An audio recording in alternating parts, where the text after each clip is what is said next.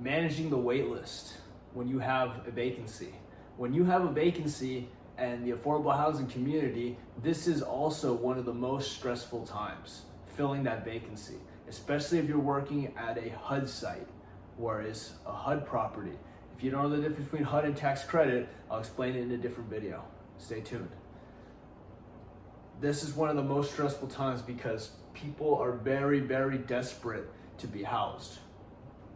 If they know there's a vacancy there, you will get phone calls, you will get visitors, you will get people showing up who are not on the wait list, everybody attempting to secure that apartment for themselves.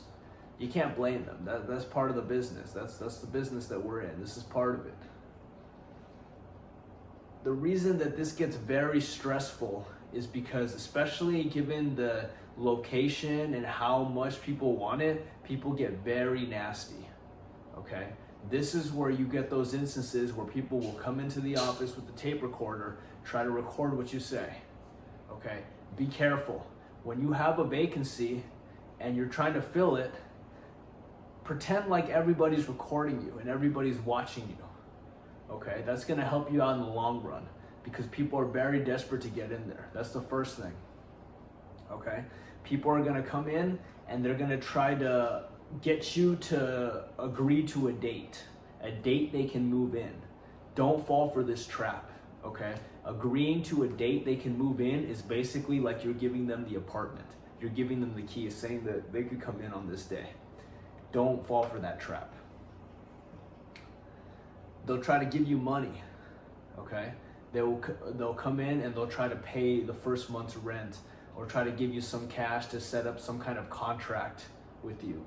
Don't fall for that one either. Like I said, you'd be surprised, but people get very desperate when an available unit comes and when they feel like they might not get it, okay? They'll try to do everything, including trying to remove you. They'll try to say something or report you somehow so that you get removed. And in their mind, they think, oh, if I get rid of the manager, then my apartment will be for me. You know, does that make any sense? Like, how does that have to do with anything? When you're when you're screening applicants and you're income qualifying applicants to live in this community, it's very important that you do this by yourself. Okay, don't get anybody's help to do this when you're moving people in. Okay, don't make the mistake. It's a lot of work for one person, but it's going to be better for you if you do it by yourself, because if you have multiple people working trying to get people into an apartment, you're gonna basically overbook. You're gonna have two applicants that are both qualified to live here, and now we're trying to figure out who's first on the wait list. But this shouldn't be a problem if you were only working on it by yourself. If you're working on it by yourself, you kind of have an idea who's gonna make it, okay? If you're working on 6 to 9 applicants, people wanting to move in, and you're processing their paperwork, you kind of have an idea of who's gonna get it. Okay, let's just be honest with each other. If you have other people working on it, they're gonna have an idea of who's gonna get it, and you both are gonna butt heads, and it's gonna be an issue. That's the first thing, okay? I talk about traitors to the organization in my book, and this is where they come in. There are some people who don't really care if the apartment is rented or not. They kind of just want to see the manager get fucked up, okay? What these people will do is, these are the traitors to the organization, okay? And you got to watch out for these people, because these guys might be your assistant manager, it might be your social services coordinator, it might be your maintenance tech, it could be a regional, but I doubt it. And the reason that they are betraying the organization is because they don't really care about securing housing or getting somebody qualified for housing. They just want to see the drama. They just want to see a bunch of problems and see what you do, okay? Because their lives are so fucked up and they can't do anything in their lives, and that's why they're here, okay? So if they know that you're processing an applicant for an available unit, what is stopping them from picking up a phone and calling the person before or after them on the wait list and saying, hey, he's already processing somebody. You need to get over here fast. And then all of a sudden, you're about to qualify, you're about to move in this person, and the person previous just shows up at the last minute. Okay? So those are things you need to watch out for. And those things, you can nip those things in the butt by not telling anybody what applicant you're working on and where in the process you are with them. Okay? Don't tell anybody, not your neighbors, not your friends, not your coworkers. Don't tell anybody, because there's nothing stopping them from reaching out to those applicants and getting you fucked up. And it's called giving you a hard time. That's what they call it in the industry, giving you a hard time, okay? They even coin it because they know they do it. They know they fuck with the managers, okay? And they just say, oh, I'm just giving them a hard time.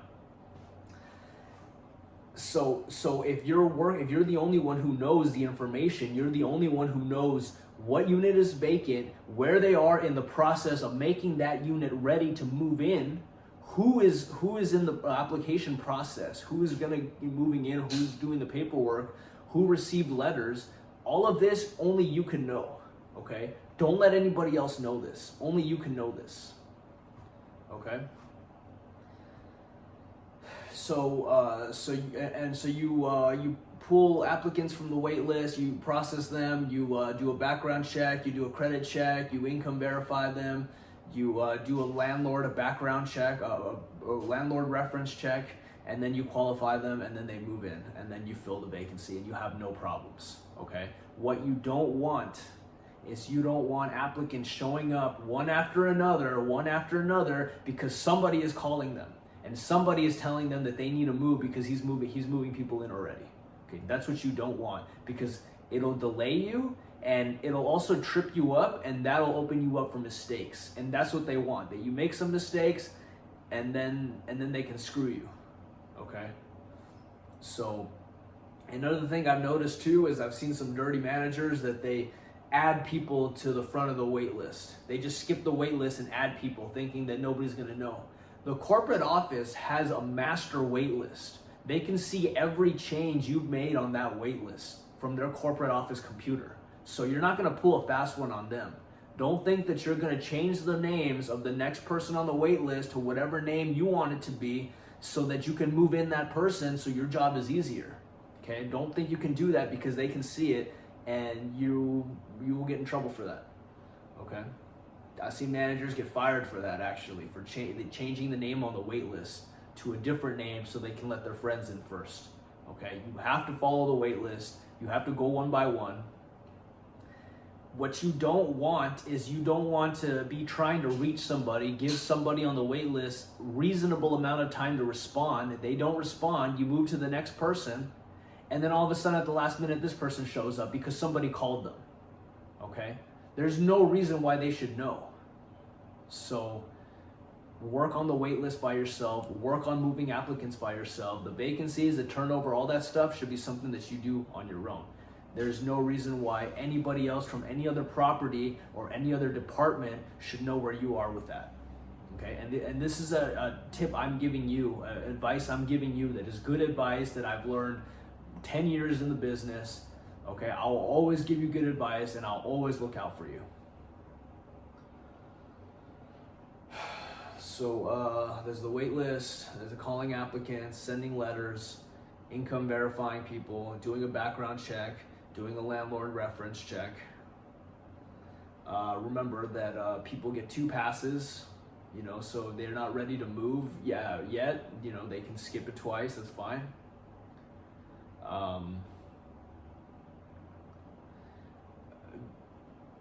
Do your due diligence, be very careful when processing applicants, okay? Make sure you verify everything, make sure you check all the boxes, make sure you explain to the applicants exactly what it means to live in the affordable housing community. Sometimes there's paperwork you can give them, some literature, they'll read it. Other times you have to explain them. Let them know that there is income verification process. Let them know that there is income limits, occupancy limits. Have those conversations with them, expectations of the documentation that they have to provide.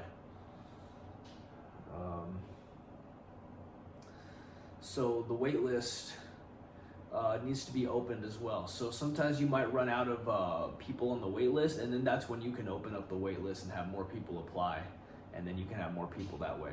What you want to do though is you want to send a letter to everybody on the wait list, like an update, just asking them if they're still interested. Give them 2 weeks to respond. If they don't respond, send them a follow-up letter letting them know that you did not respond. You have 2 weeks to respond to this letter. After that, then they've been removed. Okay, and then you move on to the next person. So you have to maintain the wait list. It's a whole process. But make sure you document everything and do your due diligence on everything.